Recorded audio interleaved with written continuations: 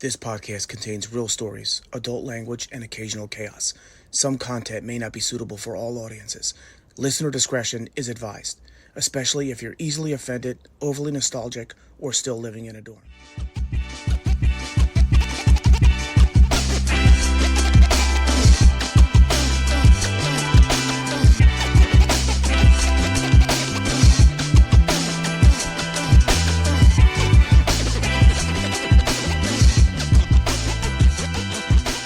Hey everybody, welcome back to another episode of Dorm Disorder.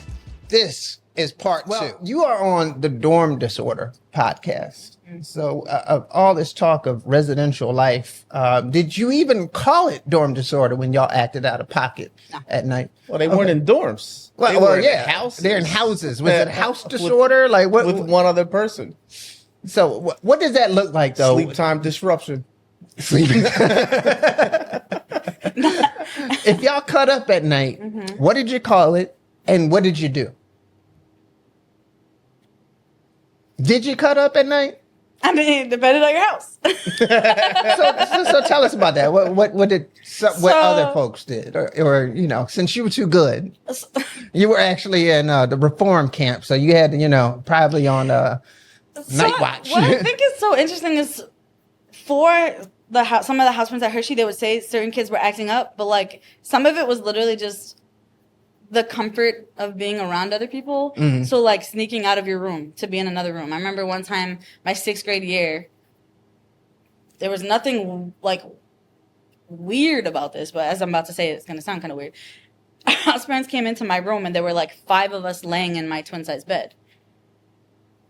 And they're like, what are you doing? There's two people live in one room. So why are there 5 people in your bed? Right. Nothing was like weird to us, but we all came from super poor backgrounds. We're used to sharing beds with our whole families. Right. And so a twin size bed to an 11-year-old feels like a California king. Like nothing but space. I don't feel comfortable. So we were so close that all of us were like, let's just all sleep in Alex's room. And literally that happened on a pretty regular basis. So it's like, that wasn't necessarily misbehaving, but it was definitely breaking pretty major rules. Like they're like, well, if there's an emergency, how are we gonna know where to find you? Like, there's 6 rooms here. Like, we're good.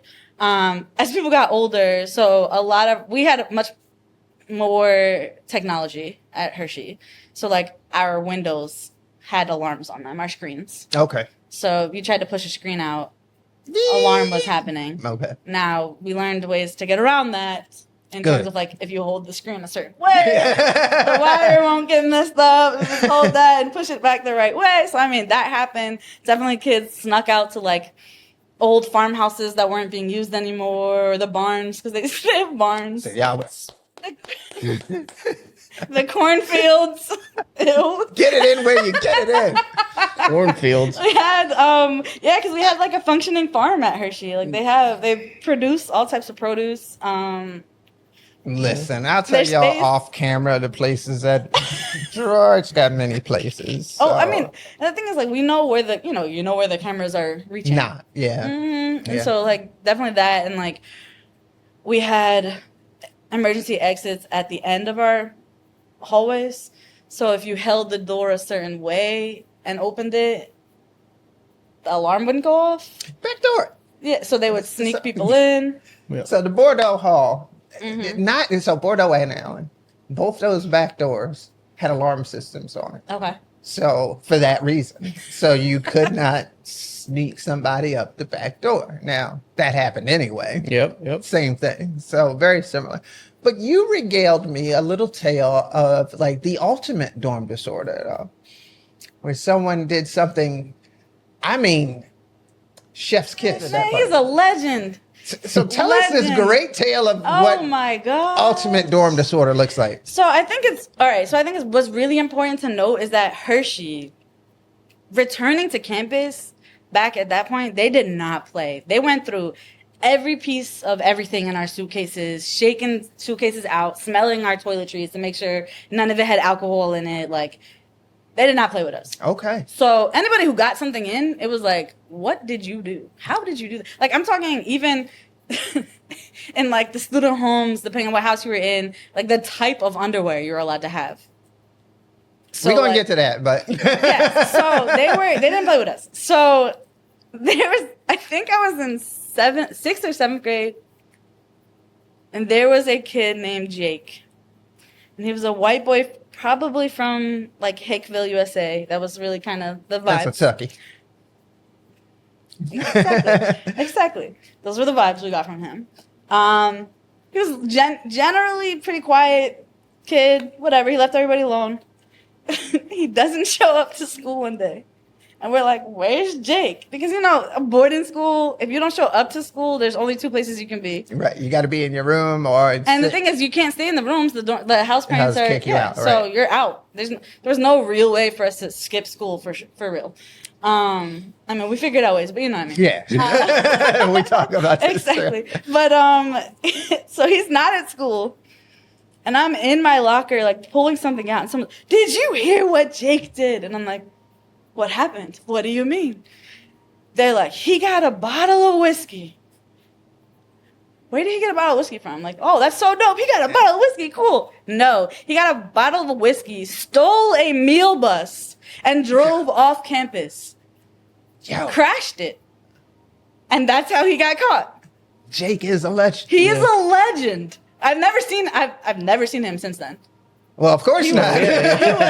God, he like disappeared. For all I know, they disappeared him. But like, Probably went to Glen Mills after that. listen, we were like, you're kidding. So it was like the talk of the town for quite some time. Because we were like, how did he even accomplish stealing a meal bus is what I want to know. Yeah, how to get the keys? Did he Exactly. hotwire this How joint? do you get off campus? And then yeah.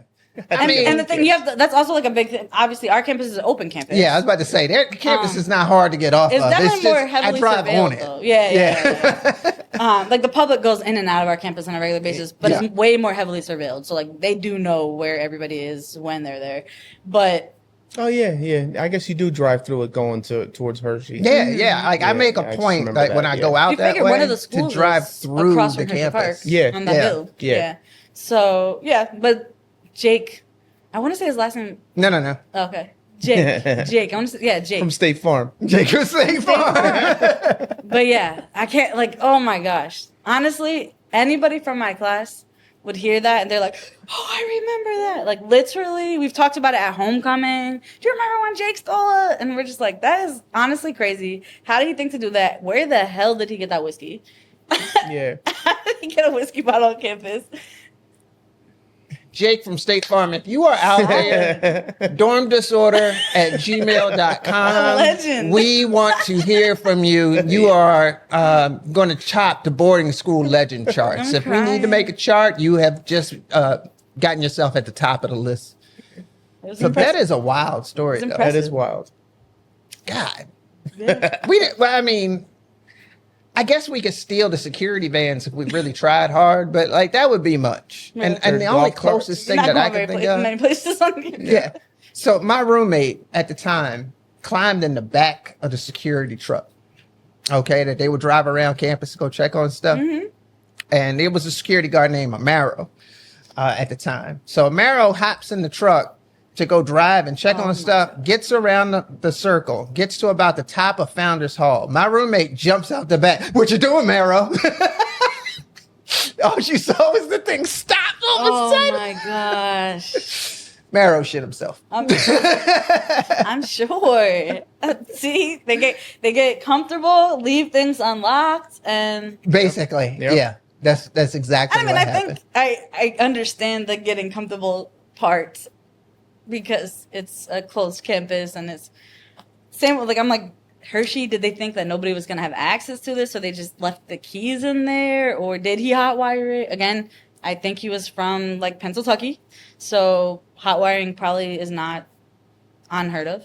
Yeah. Oh yeah, it's probably like a to do jour. Right. They probably got 3 trucks. That's just how they start. They lost the keys. As we heard last week or a couple weeks ago, you can't leave anything unlocked at Can't Gerard, leave right? You nothing get Lipton iced tea stolen, and Pepsi delivery guy or Coke delivery guy left the back of his truck open, and Gerard's students went ham and just rated it. Listen, cases of Lipton ice I don't tea. think that Hershey they need to even steal nothing. What? Nah. They just went. We'll just go to the grocery store. I hear that, except it makes me think that in one of the houses our pantry was locked.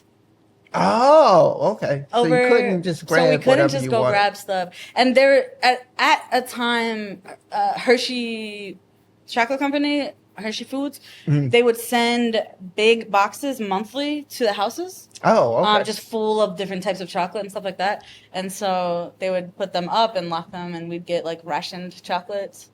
I mean, I guess that's the responsible thing to do. Sure. As an adult now, I'm like, I don't know what the hell I would do if my child sat there and ate 20 chocolate bars in one sitting. But it just seems nice. It just seems like that's what y'all should be doing. Right. But yeah, they definitely locked up our food at certain hours. Breaking into vending machines, like we did. Like I ate somehow, some way. We figured out a way to So, I'm gonna tell you some Gerard privilege I had that I've never mentioned before. Since I was in 8th grade at Gerard, I had a microwave in my wardrobe, and I would literally bring microwavable meals to Gerard. And I told no one of this. The only people who ever knew were my roommates at the time. Like, even like for a room like Mariner, it was like 7 of us.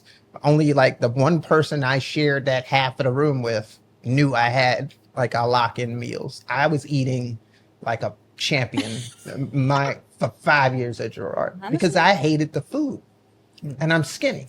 And I was literally not eating the food. So they were like, if he keeps it hidden, house parents knew. If he keeps it hidden and puts it away.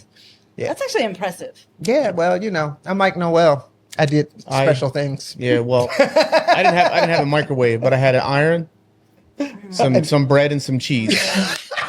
I knew that's where this was going as soon as he said iron. This is where it got prison like sometimes. But my senior year, I would use our iron to make grilled cheese, and every once in a while I might forget to clean the iron off, and then my roommate would go to iron his pants, and then melted cheese would just go on his pant. Like, oh my god! Damn it, Dan! Clean the fucking iron. I'm like, oh my bad. That's disgusting. I had to eat. Yeah. That is some hood shit right there. It is. That is some hood. So gross. It was good. It was good. Hey, it was good. Do what you got to do. These are all pre-Soul store days. Yeah. And I had no fills, the peanut butter that came in the white can with the peanut and butter and black. Yep. Yeah, on white. And it literally said no frills. Yeah. Make a peanut butter and jelly with that too. So I don't want to miss out on this one particular story if you want to tell it. Of how having a married couple watching over you can somehow go wrong. Good Lord. So we going for it. Yeah, we got, look, this story, I think it tops pretty much anything I've ever heard of Gerard. So like even at Hershey, you got better dorm disorder. You have a better structure of house parents, but that better structure can sometimes go sideways. I'll leave it there. It's very as the world turns. Right. Yeah, I guess. Whew. And of course, we this is not a name place, so you don't have no names here. I will not, but it won't be hard to figure it out. Yeah, so Milton Hershey house parents, married couples, regular married people, go through regular married people things. I'm like, how do we even get into this? One set of my house parents who I absolutely treasured. I looked at them honestly, like I didn't grow up watching successful, happy relationships or marriages. So they were my like baseline for what healthy, happy, loving marriage looked like.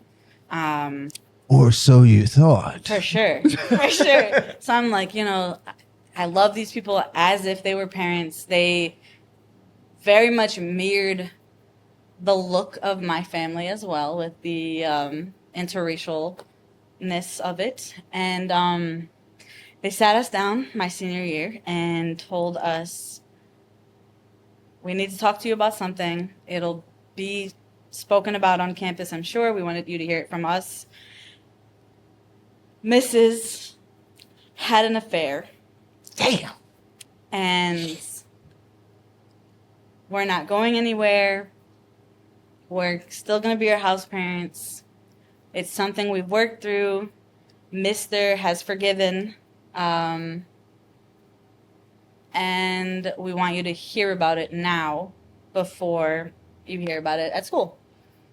And the story came out that it was one house father on campus that was sleeping around with a few different house mothers.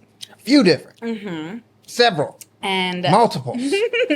He was just out there, just slinging it all up. I feel like the worst part about it is, like, you know, when you're a kid and you have like little crushes on people that are, you know, harmless crushes. Uh-huh. He was like the house father we all had that like harmless crush on. Apparently the house mothers were having the same crush. Just saying. So it was just like, oh my gosh, what is happening? It hit me in a way that like probably most people experience like when their parents are going through it, that same situation. Yeah. Because again, like I said, it was my only actual understanding or look into what this happy, healthy, loving, normal relationship looked like. And so when it happened, I withdrew from the house. Like I was broken. It broke me in a way, like traumatized, I think one of you said. It was a trauma that I hadn't had to experience. And I don't know, it hit me and hurt me in a way that I was like, I love this man as a dad, and to watch him or to hear about him being hurt in this way was so major for me that I couldn't forgive her. And I'm 17. Yeah. I'm a child.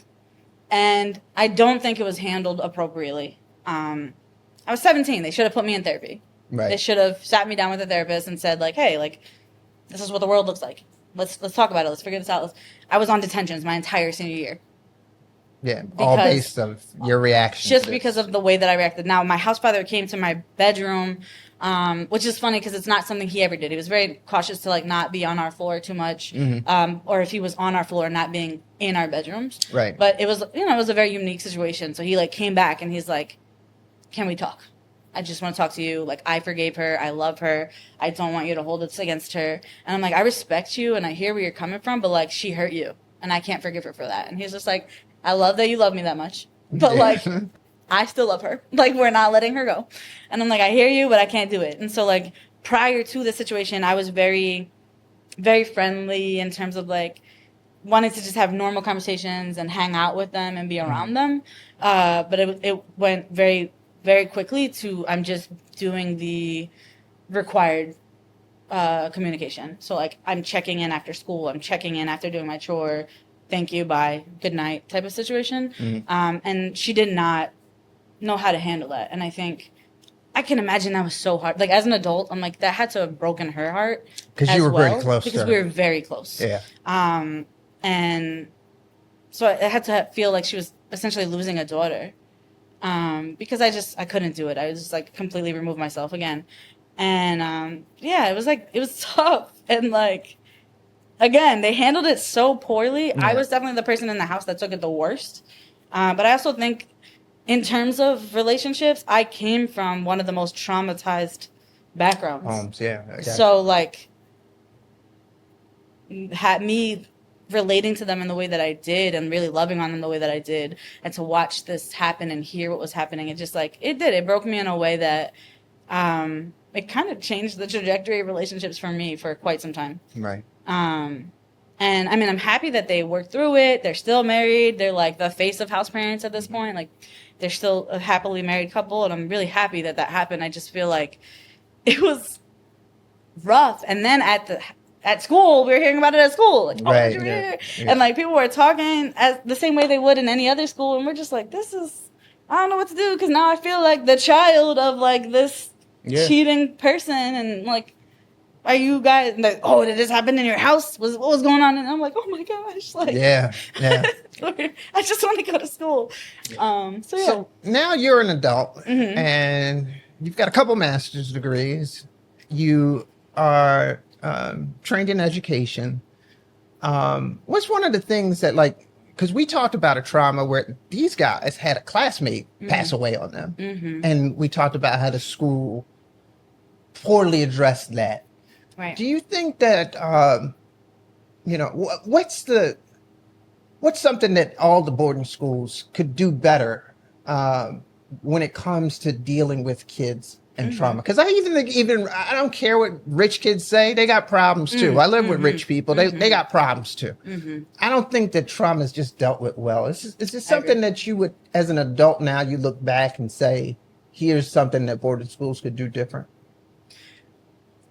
I guess I could happily say I'm watching boarding schools do it differently. That's good. Girard included. I have heard that Hershey's approach to mental health is very, like, significantly different than when I was there. Right. I want to say part of that is due to the fact that we have a president who is an alumnus of Milton Hershey. So he saw the different traumas that kids experienced because he lived it. And so I've heard nothing but great things about what they're offering now, really approaching everything from, like, a trauma-informed background, because the fact of the matter is a lot of adults who work at these boarding schools who didn't have to go to a boarding school, right, they're not living parallel lives to us. Like, we've lived these lives that people will never, ever have to experience. Right. And we lived that before we even started at school. So, like, most people 6 to 8 years old have lived the life of a 30-year-old. And I know that Girard they have some trauma-informed background system that they had started a few years ago in conjunction with CHOP. Okay. And so CHOP therapists, they may not be therapists, I don't exactly know their title, but I know that they've stepped in and have since been working with a lot of the kids. That's good. And so from what I would imagine, it has to be a lot better than what it was before. Yeah. I'm sure there's still a lot of room for growth. I think a lot of the time, again, like, if they didn't experience the things that we experienced, it's really hard for them to understand it. Right. And I even say the same thing. Like, you can work at a boarding school for 50 years and you're still never going to understand what it feels to be there. Yeah. And I know a lot of people will try to argue it, and I'm like, no. Like, I respect that you're part of this community. I respect that you put in more time in this community than I did. But my experience trumps yours. Like, yeah. It really does. You can't tell me just by witnessing people's experiences that you truly, truly lived it. Right.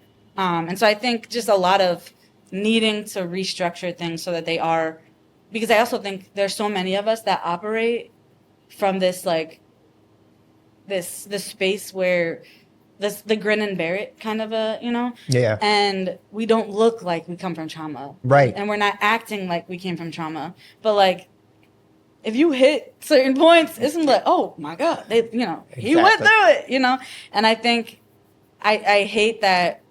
That what I witness is that we don't usually attack it until we watch something bad happen. Right. Where I feel like we should just be treat proactive. every child. Yeah, like, they come in, let's figure out where their traumas are, help them learn their triggers, figure that, because right. This generation is also significantly different. Yeah. And so I feel like we have the opportunity because you have them all day. Right. Through bedtime. Right. So, like, you have the time to actually figure it out. Whereas at a normal school, you wouldn't necessarily have Right. They just go home at 3:00. Exactly. Yeah. So I'd love to see that. And I did actually see that Girard is hiring a residential staff therapist, I believe. Okay. Or behavioral therapist or something of that nature.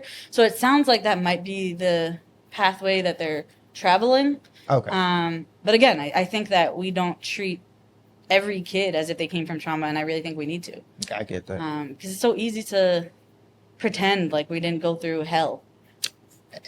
Yeah. Hence the reason for the Dorm Disorder podcast. Yeah.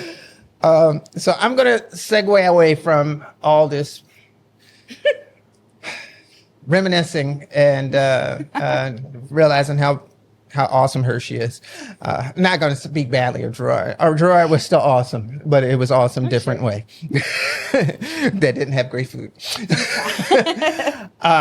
So let's talk about your current position. You are the director of the GCAA, so you do get to see a lot of. You live a boarding school life as an adult now. Yes. And dealing with us, the alumni of Girard College. What's that been like, and where's that going? Where's the Alumni Association direction headed? So I started at Girard in 2014, and not as the director, as administrative assistant. And I think the biggest eye opener for me was having to work the span of generations. Yeah. And trying to appease the different generations. And somebody who graduated in 1940 has a very different expectation than somebody who graduated in 94. And I think that was probably one of the tougher experiences for me in the GCAA, but also the most rewarding, because I feel like I've grown so much as a person, learning just different groups of people. So Hershey and Girard's alumni associations don't look too different. Okay. In numbers, yes, but in like ethnic makeup, function. Not too much. And yeah, in the function, exactly. So like the older generation, because the school was for white orphan boys, the generation looks the same, right? Like Hershey's same exact as Girard. And moving on through like current, Hershey is just a very, very diverse school. So with them, I was able to work with like all different ethnicities in one generation, whereas with Girard, it's significantly different. You know, like I don't know the percentage of students that are Black at our school, but our school, it's a Black school. Like it's majority Black. And so even having to appease a young Black generation and a much older white generation. Right. And then all of the middle. Right.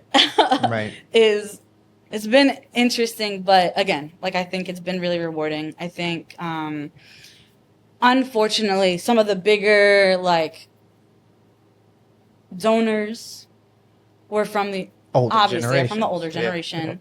Yeah. Boomers still have all the money, so yeah, it is what it is. Right. And they're taking it with them. But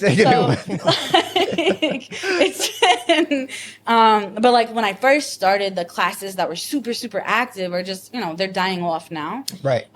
Which is to be expected. And what I'm witnessing about that era, they felt much more like brothers, in that a lot of them also didn't go home or have homes to go to. Right.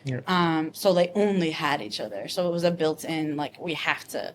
Whereas I know that y'all built that for yourselves in your era, but then I'm noticing the younger generations, Girard almost feels like it was just my school that I went to, and I'm going home on the weekends. Okay. And Interesting.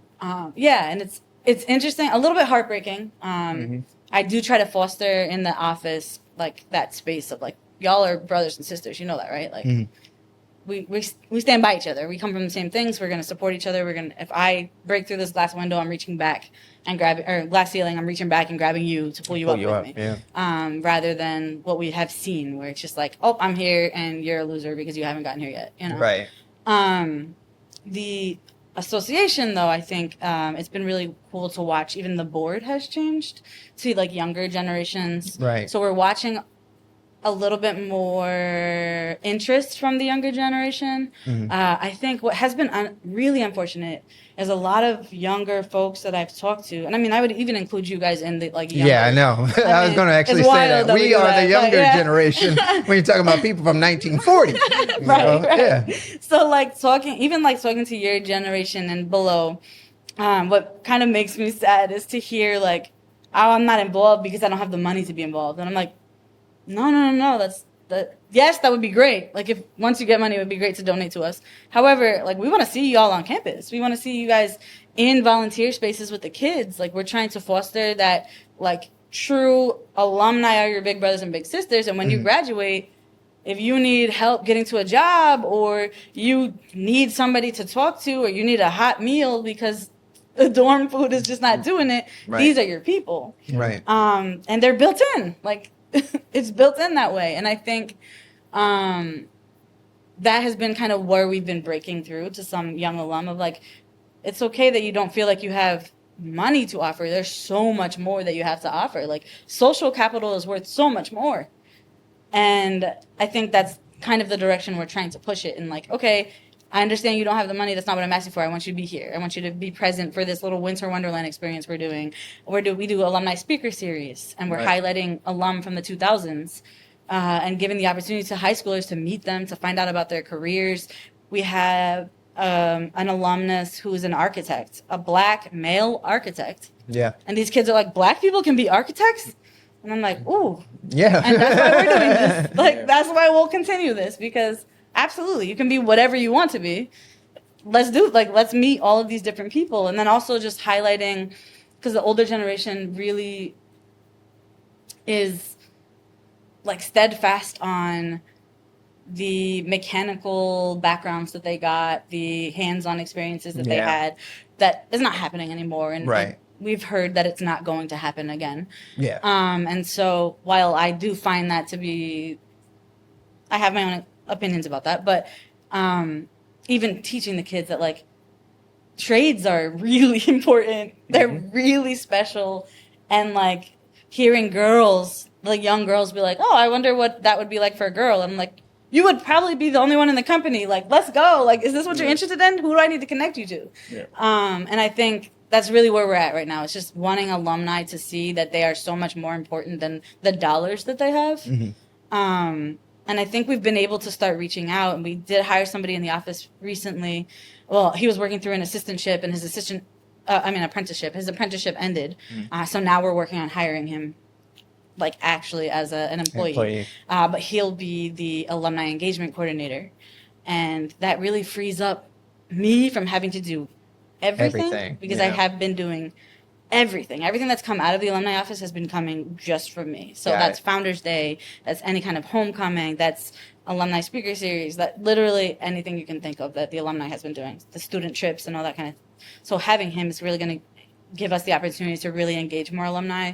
And we're trying to hit the Instagram and the Facebook and like hitting, those. Finding us where we are. Absolutely. Yeah. And I think that's what it is. I think for a really long time, a lot of people are nervous about what they don't know.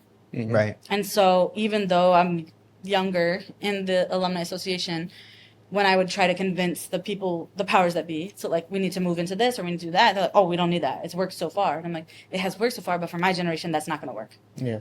And so it's really, that's where we're at now. I think just trying to hit the attention of the younger alum and get them involved.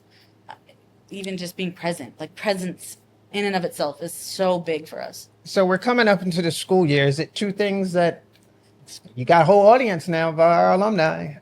Hopefully you're alumni as well. So, but what's two things our alumni could do to help in this upcoming year?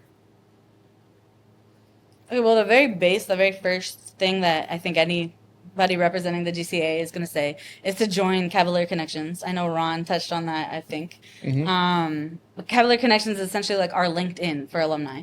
The problem with it is if we don't have alumni on it, we can't utilize it the way it's meant to be utilized. But with Cavalier Connections, we could literally there's a map that'll show you where alumni live in the world. Right. Oh, wow. So it's like, oh, I'm going to move to Abu Dhabi. Are there any alumni who live there? Right. Boom, I can find them. I can contact them through here or whatever. Also looking at mapping out the different career fields so that when people are wanting to change a career or they want to be a mentor in their career, they have the space that's just built in already to do so. Right. So that's just like a really major, and it's free, and like we don't send out a million email blasts. I try to get one out kind of regularly so that people are in the know, but like that's really the biggest, easiest way to be supporting us. And how do they find Cavalier Connections? So it's cavalierconnections.org. Okay. On our Instagram, we have a All My Links account. Okay. You can click the All My Links. It's on there. I'm trying to think of where else it might be. I think that's where it predominantly is. We might have a QR code on our IG as well. But that's how you find it. If you can't find it, I'm happy to answer the emails and send it right back to, like, email me at acruz@girardalumni.org, or acruz@girardcollege.edu. And yeah, that's the easiest way. The other way is to volunteer when I ask for volunteers. Okay. Unfortunately, most of our volunteering stuff is going to be in person. Right. I know I do have had a good number of alum reach out and ask, like, how can I be involved from afar? And we're working on it. It's just our kids experienced COVID. Right. So, like, their social skills were seriously affected, and they really need people in front of them to be interactive. To really, like, I know a lot of alum have asked, can we do alumni speaker series virtually? And while I'd love to do that, it's not going to be as helpful for our kids. Right. So if alumni are coming to Philly for some reason that's outside of Founders Day, and they're like, hey, is there anything I can do while I'm there? Can I come to the campus? Can I pop in? Like, I'm working on systems with the lower school principal, where she wants to have, like, regular alumni series where alumni are coming in and, like, reading to her classes, or we're hosting maybe an alumni student talent show. So there's just a lot of different things that we're trying to do that incorporate the alumni back on campus. Because I did hear from some people that they didn't feel like they were welcome anymore. Exactly. And that's horrible because it's home. There's been a couple instances, and I touched on this with Mike earlier, where I tried to come back to help at a soccer camp over the summertime, and it was probably like 6-7 years ago. It may have been even before you got there, but the old regime was still there. So the old AD or the old women's basketball coach who had an issue with me as a student, and I was a jerk when I was there. I mean, you were an asshole. An asshole, yeah. I didn't deal with authority well, and I never did, and that goes back to trauma when you're little, when you don't have enough food to eat, and you're trying to, sleeping in a car for, close to a year. You have those traumas when you get there. Right. But I'm, like, offering to come back and just give my time. I went to school. I played at Temple. Like, I have something to offer. And they just didn't. So a lot of us felt like there wasn't really an opportunity for us to come back. And if we're not like Rocco, Montana, who can donate $1 million for a soccer field, till our hearts be still. But if we don't have that money, then, the only thing we can offer is time. So it's good to hear you say that that's changed. Yeah, I think also it's really important for alums to understand that there are avenues also to reach out. Like, not saying that you reach out to the wrong person, but I've heard where alum are like, I emailed the president. Well, respectfully. You probably didn't check that one. Might went in spam. That was that you thought was the best route to go? Oh, okay. Because respectfully, the president has a big job, and answering your emails, no disrespect, it's not on the top of his list. Right. I don't even know that he's reading my email. I feel like his assistant is probably reading my emails. Yeah. So going through the GCAA is honestly the best route because we're on campus. I can walk up to an office if you feel like you're being ignored and knock on that door and say, hey, what's going on?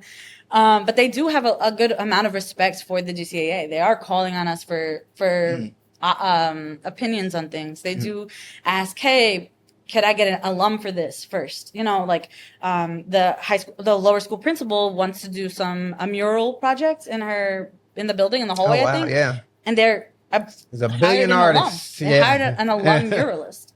So they want to first give the opportunities to alumni, but I think alumni sometimes just don't know where to go. And if we're being honest, because Hershey's the same way, alumni are very fickle. I mean, that's definitely a word, but entitled. Yeah. They feel a sense of entitlement. Like, I went here. Like, this is where I live. Understood. I hear you. I definitely get that. Yeah. Because we're the same way at Hershey. Like, what do you mean I can't do this? Right. I went here longer than, But there are avenues, there's things put in place for a certain for reasons that even I probably don't understand.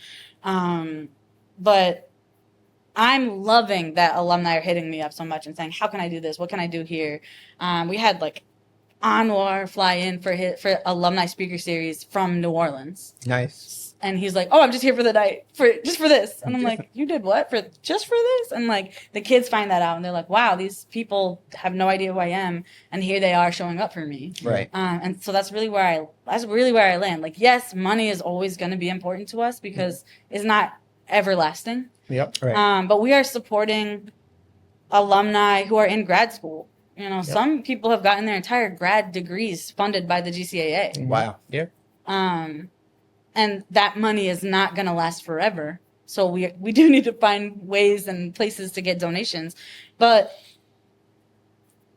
we want to see your faces first. Like, that to me means more. Like, Founders Day should be appallingly full. Like, I should be it used to be a lot pushing more people full back in through the day. to get out of my way, honestly. Like, and I will say this past Founders Day, I do feel like was great. We had a really good turnout. The weather was amazing, which is like, what? It didn't rain for once. Every Saturday. And I had a lot of fun. I was able to experience Founders Day for real for the first time. Yeah.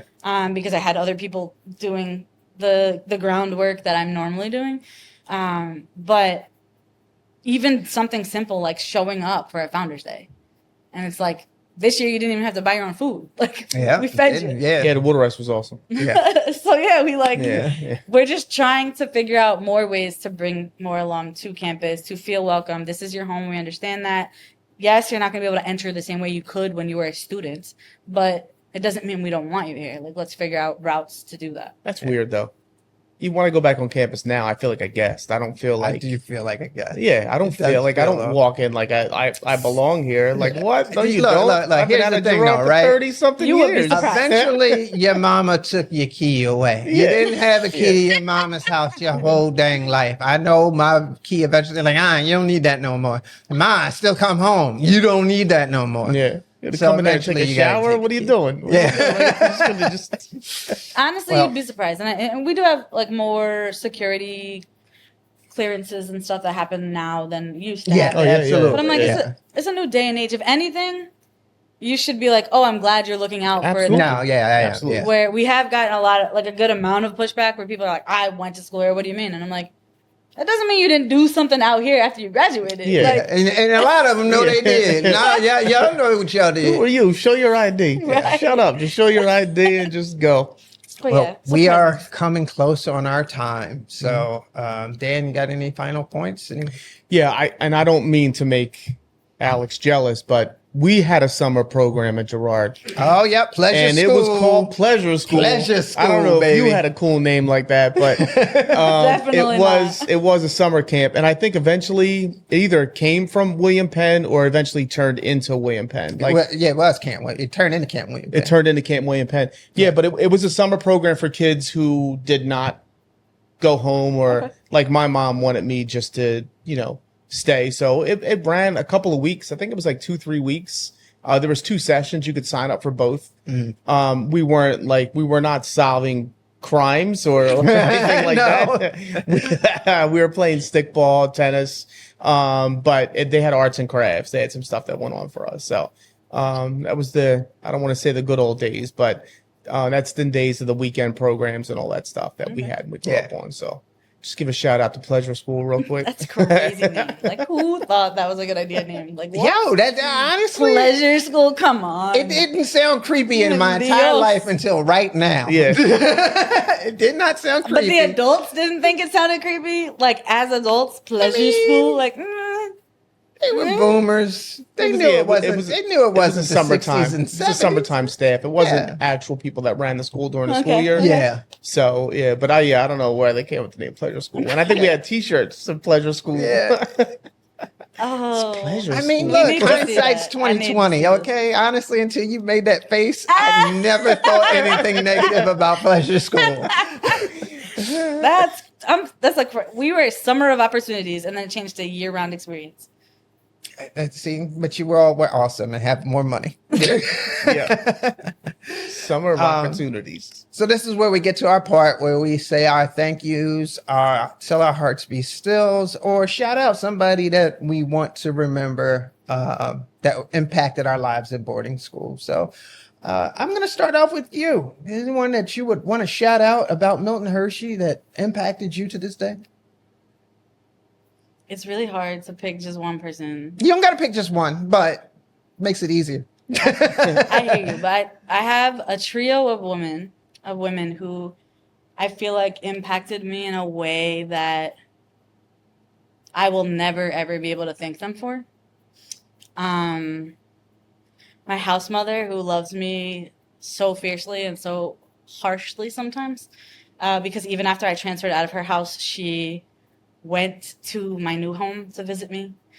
She was known for her baking, and so she would bring the baked goods that I loved to school for me. Oh, nice. Even after I transferred out. And so, like, I called her Mama Akins.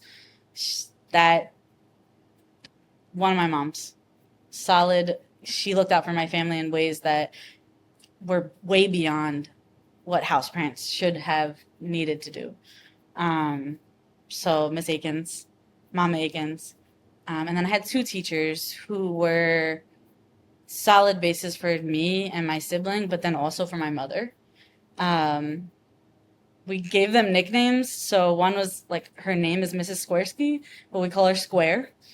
And Miss Henry, and we call her Hen. And we call her Mama Hen most often. I just talked to her the other day. But those two women were the type of people that would see me struggling, stop class and say, keep working, come out in the hallway and talk with me. Yeah. And like, my mental, emotional health was way more important to them than my academics. And I was like an A+ student, but it didn't matter. Like they wanted to make sure I was happy, thriving, wanted to figure out and get down to the nitty gritty of like what's happening and do you need to stay after school so we can have a deeper conversation. And these are women who I still go to lunch with, who have counseled me through endless labyrinths of life, and have helped me with parenting, even my own child. So yeah, Mama Akins, Mama Hen, and Square. Those are the three women that I shout out every Mother's Day because they are also my moms. Beautiful. That's awesome. So yeah, those are the women. Thank you so much for sharing that with us. Dan, what you got this week? So listen, I'm taking it into a completely different direction. It's not going to be heartfelt at all. The apology is going to be, but the story itself is not going to be heartfelt. So in 5th grade, I was actually good. I was a good student. I was a safety. I don't believe it. We had this thing called the number 1 club. And if you got there 10 weeks in a row, you got the personal pan pizza from Pizza Hut. So I had the safety belt. I was in the book club. I was in the number 1 club. And they let us go to the bathroom as a group. We walked into the men's room, and all the urinals were being used. And for some unknown reason, I went over to the window and started to pee out of the window of the junior school. So Who did you hit? So I didn't hit anybody. However, the interim principal of the elementary school was a lady by the name of Miss Fletcher. Charles E. Beard, till our hearts be still, just recently passed away, was on sabbatical. And as I'm peeing, myself and Miss Fletcher locked. Oh my gosh.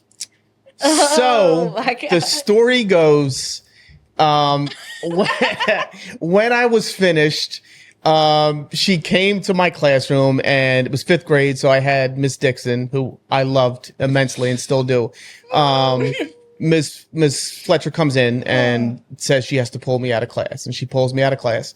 I'm no longer a safety. I was 2 hours from being 10 weeks in the number 1 club. That was also removed. And I did not get my personal pan pizza for that week. And she paddled me. And Miss Fletcher was probably 110 pounds, soaking wet. Had the glasses that sat on her nose for her to be able to see. And when she paddled me, those glasses fell off and she hit me square in the middle of my thighs. Good. Yeah. Square in the middle of my thighs. So I want to apologize, to Miss Fletcher if she's still around, and even if she isn't, I just want to offer that apology because I never did apologize to that. And I think that might have been the moment where my behavior just took a turn for the worse. Yeah. Miss Fletcher. I felt bad. You proved my point like every third episode that you were a dick. In this case, quite literally. Yes. Yes. Right across. We locked eyes. Man. I was like, oh, well, I'm in trouble now. I might as well finish. You gotta finish, right? You can't pitch it off. I might as well finish. I'm here now. She saw my face. It's done. Yes. My God. Well, Miss Fletcher. I think I should have went next. I'm gonna shout out two Hershey people. So it's just a shout out to them. When you're a Gerard person, you got your Gerard best friend and you got your at-home best friend. Mm-hmm. My best friend's at-home best friends was a Hershey student, Maury. Shout out to Maury. Well, this is how weird, circles can be small. My sister-in-law, her best friend's husband is a Hershey alum. We get together for my brother-in-law's retirement from the Air Force. She's like, hey, my girlfriend's husband went to a boarding school. Y'all can yuck it up. Turns out he went to Hershey. Turns out that his roommate was my best friend's roommate. So Maury and Fredo were roommates at Hershey in the 90s. When we met, we just instant boarding school love. We are just chatting and yucking it up. And I found out Maury is his roommate. Me take a selfie. Maury's still my friend too. I texted to him. He's like, is that Fredo? Maury, Fredo, Hershey people, love y'all. Shout out to you. Thank you very much for being my friend too. Fredo, I know I ain't talked to you in forever, but small world. Either way. Yep. So that concludes our show this week. Look, folks, we're going to keep bringing this to you. We're going to keep doing this. We're going to keep charging forward, and we're going to grow this out to other boarding schools. I'm sure there's more circles like that out there. We are a small community. It was a woman that went to the most expensive boarding school in the world that gave me the inspiration to try to do this in this space. Let's try to grow this out. Boarding school people, have them hit us up, dormdisorder@gmail.com. Check us out on YouTube, Facebook, Instagram, TikTok, Apple Music, Amazon Music, Audible. We are all out there for everyone to see, and we want to make this grow and to become something special for all of us. Because one of the things that we talked about, Dan and I, when we started this, is this would be therapy. Because we all got boarding school trauma. Yep. That's all this week. Thank you so much for joining us. Take care. You know how we do. Peace out. He got a bottle of whiskey, stole a meal bus, and drove off campus.